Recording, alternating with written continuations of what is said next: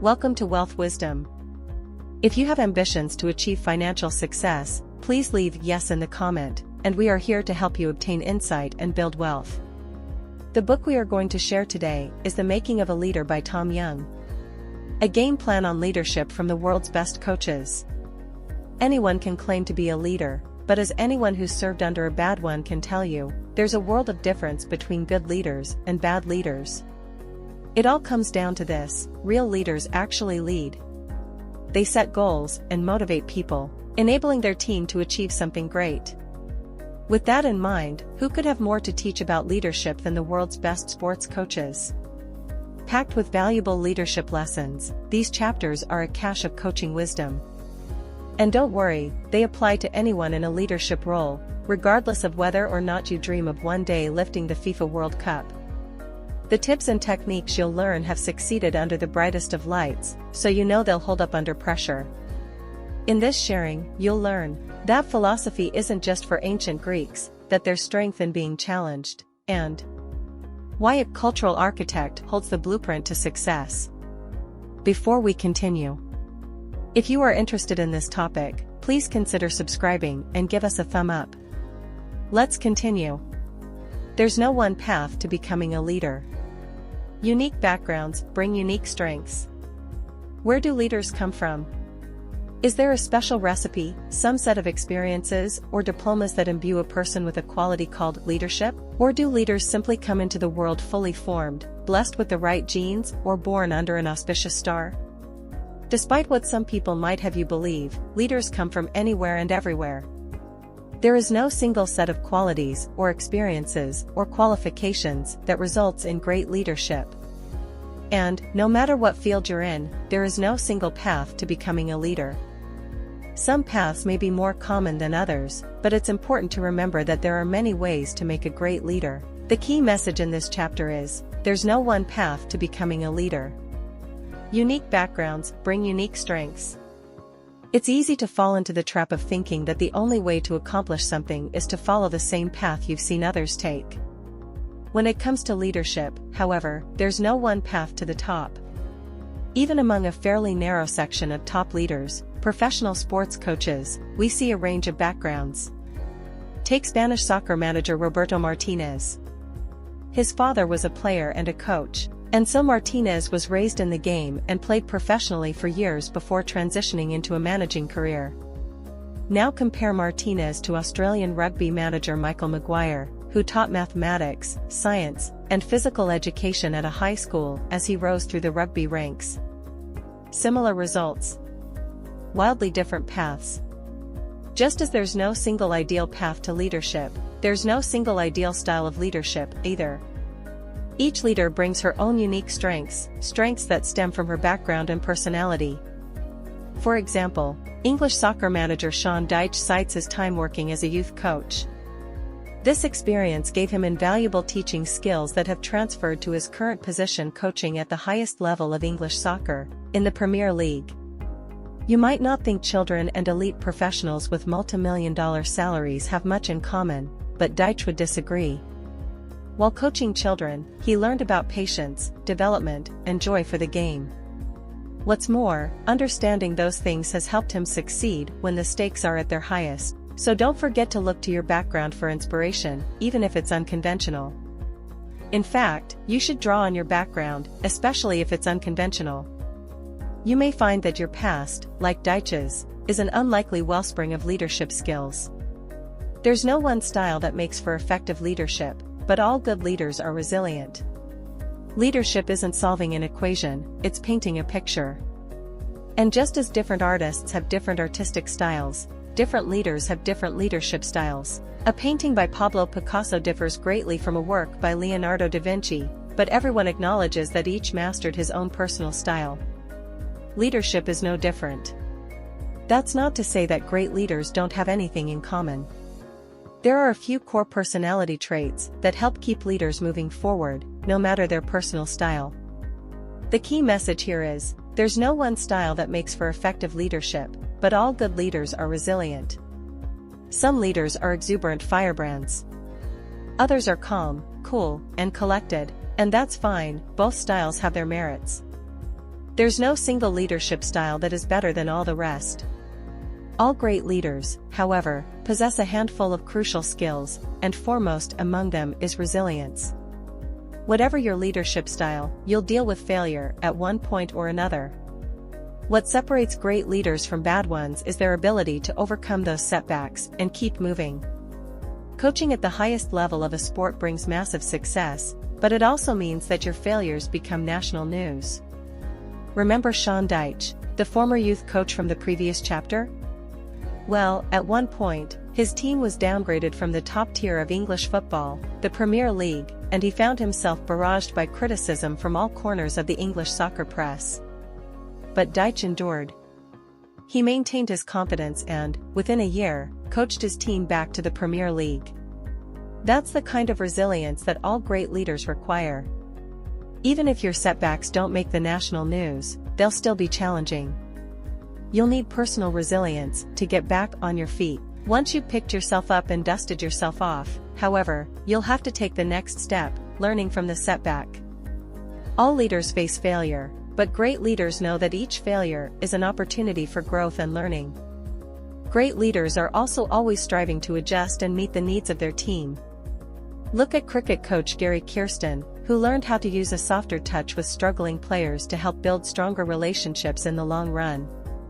Strong relationships like these are essential in helping your team bounce back when they're down. Clear core principles will help guide you when it's time to make difficult decisions. Philosophy isn't just for thinkers who sit around all day pondering the meaning of life. You, too, have a philosophy, even if you're not aware of it. In this context, philosophy just means a set of guiding beliefs and principles. When applied to organizations, it can be an extremely powerful leadership tool. When everyone aligns behind a shared philosophy, team members will know what's expected of them, and leaders will be able to make better decisions. When a philosophy is missing, in contrast, a team is like a boat filled with people rowing in different directions, lots of well-meaning effort, but not much progress. Here's the key message: clear core principles will help guide you when it's time to make difficult decisions. The idea of a coach possessing a philosophy is a little overblown. Coaches aren't gurus, after all, and sometimes we go too far in attributing a team's success to a single coach. But having a set of guiding principles is important, and goes a long way toward building a culture that supports a team's quest for success. There's no one-size-fits-all philosophy. In fact, there are as many philosophies as there are personalities. For Roberto Martinez, the manager of the Belgium national soccer team, it's about replicating the specific style of soccer that inspired him most as a child. Others have simpler philosophies. Rugby coach Michael Maguire encourages his players to approach games with the carefree attitude of kids playing in the park as a way to relax and reduce pressure. No matter the philosophy, it becomes most important when the pressure is highest. When things are difficult and leaders need to make decisions, their core principles will help them make good choices and explain their reasoning to others. For example, when English rugby coach Stuart Lancaster faced criticism for naming foreign-based players to the national team, he explained that the decision came from one of his core organizational principles: building long-term success. He was confident that his decision would do just that. A philosophy also guides more than big-picture choices. Atlanta Falcons coach Dan Quinn's philosophy stresses psychological preparation for competition, so he designs his practices to closely replicate the conditions his players will face. His team knows that every little detail of practice matters. As a result, there's an emphasis on group preparation and accountability. Far from being mystical and abstract, a philosophy is one of the most concrete things an organization can possess. Set long-term goals and make sure everyone's actions are aligned with them. What do you want to accomplish today? What about tomorrow? What about a month from now? How about 5 years from now? These aren't just thought exercises. Great leaders need to know the answers to these questions and make sure that their teams know them as well. And once you've identified your goal, you have to use it to guide your decisions, both short-term and long-term. The key message here is, set long-term goals and make sure everyone's actions are aligned with them. Clearly stated long-term goals play an important role in any successful organization. To succeed, people need to know not only what they are trying to accomplish and how to accomplish it, but also why it matters. Understanding why your goal matters to you and your team will bring everyone together. It also serves as a powerful motivator. A 2001 study of the world's most successful teams across several different sports concluded that what set them apart was simple enough: each team had a clear, long-term organizational goal that informed its short-term decisions. This why was powerful enough to keep these organizations among the top-ranked in their respective leagues for 20 years. Make no mistake, these teams have faced setbacks. The New England Patriots, for example, failed to win a championship between 2004 and 2014. But their long-term vision won out in the end, driving them to win 3 more championships by 2020. But just laying out a shared goal isn't enough. Leaders need to make sure it guides the day-to-day actions of their organizations, too. Bigger goals are made up of multiple smaller goals. When golfer Justin Thomas set his goals for the 2017 season, for example, he sought to win major tournaments, but also made sure to aim for specific improvements to different parts of his game, like improving his putting. Effective smaller goals should build up to your ideal long-term outcomes. These smaller goals will vary by individual, so leaders need to check in on people to ensure that they're on board and on the right track. This doesn't always have to be a big production. Informal conversations are a great way to make sure people know where they're headed and make minor adjustments as needed. To reach a big goal, sometimes you need to think small. Identify cultural architects and make sure they're engaged. A leader joining a new organization is a lot like an unknown cowboy walking into a saloon in the Wild West. No, you probably won't be confronted with a sinister tableau of whiskey drinking, pistol packing, beard-wearing cattle rustlers, but all eyes will be on you. You're new to this town. People will be wondering who you are, and there will be influential individuals in their midst, people who are well-known, well-liked, and well-respected. But there's no need for this to end in a figurative shootout.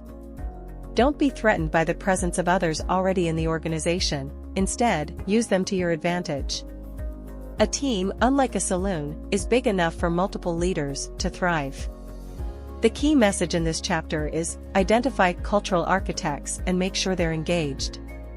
When assessing a new team, coaches look for players who are respected by their teammates. Norwegian sports psychologist Willy Rilo calls these respected individuals cultural architects, because they set the tone for their peers. A team will follow the example set by cultural architects, so a new leader should seek to win these people over by communicating well and establishing trust. One such cultural architect was English soccer player David Beckham. The talent and charisma that made him a global superstar were also sources of confidence for his teammates. Former English coach Sven-Goran Eriksson said that it was as if Beckham could transfer self-confidence to other players, boosting the spirits of the entire team. So how is a new leader supposed to win over these influential team members? There's no single solution, but the answer will involve building trust and being genuine. Relationships are everything here. It's all about finding the motivation that works best. Soccer manager Roberto Martinez explained his tactic thus: when trying to win over influential older players, he'll emphasize his willingness to help them shoulder more responsibility and influence younger players. For Martinez, this is an effective way to build trust, and the new challenge is a source of motivation for these experienced players. When used well, these cultural architects are enormously valuable. They'll help institute the changes you seek and raise your credibility. The thought of winning over a whole new organization is daunting, but don't sweat it. Win over the influencers, and they'll do the rest of the work for you. Surround yourself with people willing to question you and suggest changes. It's a cliché, but it's true. The only thing permanent in life is change. No matter how good things look at the moment, that won't last forever. Something will undoubtedly throw a wrench in the works. People will evolve, strategies will become outdated, attitudes will shift. It's a guarantee. So how is a leader supposed to overcome this and know when it's time to make changes? For one, it always helps to get good advice.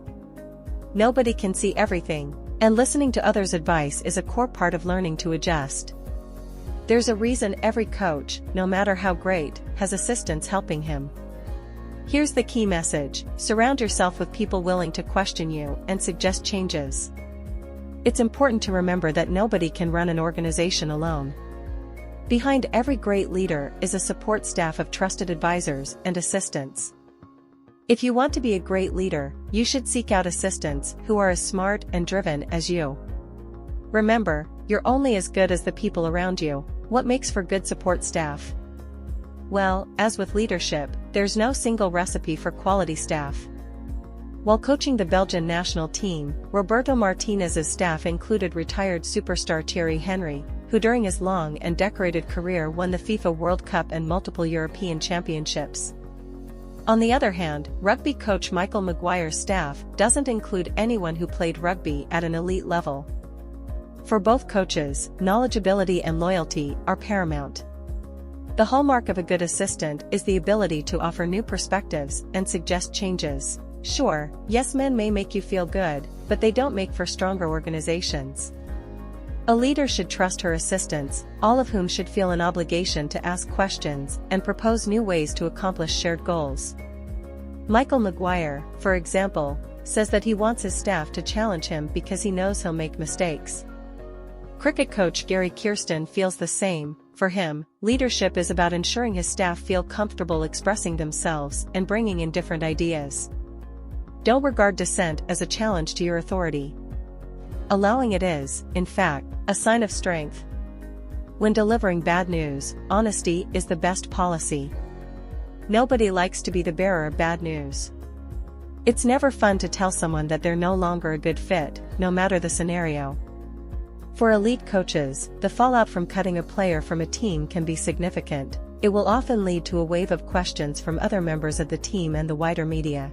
And, more personally, it means dashing the player's hopes and shattering his dreams. But sometimes it has to be done, for the greater good of the team. If a leader's built a foundation of good communication, she'll be able to maintain respect even when making unpopular changes. This is the key message: when delivering bad news, honesty is the best policy. When it comes to having difficult conversations, there's no easy way out. It has to be done in person, with the leader clearly conveying the message. The more painful the decision, the more essential it is that the recipient hear it right from the leader's mouth. The leader should be honest and straightforward, acknowledging the other's emotions and providing space to ask any questions. Rugby coach Stuart Lancaster, for example, always makes sure to give bad news in person, in a private setting, with time for the player to respond. One technique for making sure the conversation's meaningful for both parties is to offer the other person a potential way forward. Roberto Martinez, for example, makes sure the player understands why he's making this decision, and offers potential solutions. This doesn't mean making promises you can't keep. It just means giving clear examples of how the player fell short so he has concrete things to work on in the future. These conversations are always hard, but they're necessary, both for the team and for the individual. By removing people who don't meet the standard, a coach reaffirms the organization's core values and commands respect from other players. What's more, sometimes people need a setback to recommit themselves. Stuart Lancaster gave the example of a player who didn't become a star until Lancaster dropped him from the English national team when he was 22 years old. The demotion helped the player realize that he'd been slacking off, and, after improving as a player and a person, he started living up to his potential. Sometimes you need to take a step back to continue moving forward, and a difficult but honest conversation is the only way to make that happen. That's the end of today's sharing. If you like our content, please give us a thumb up and share it with your friends. See you next time.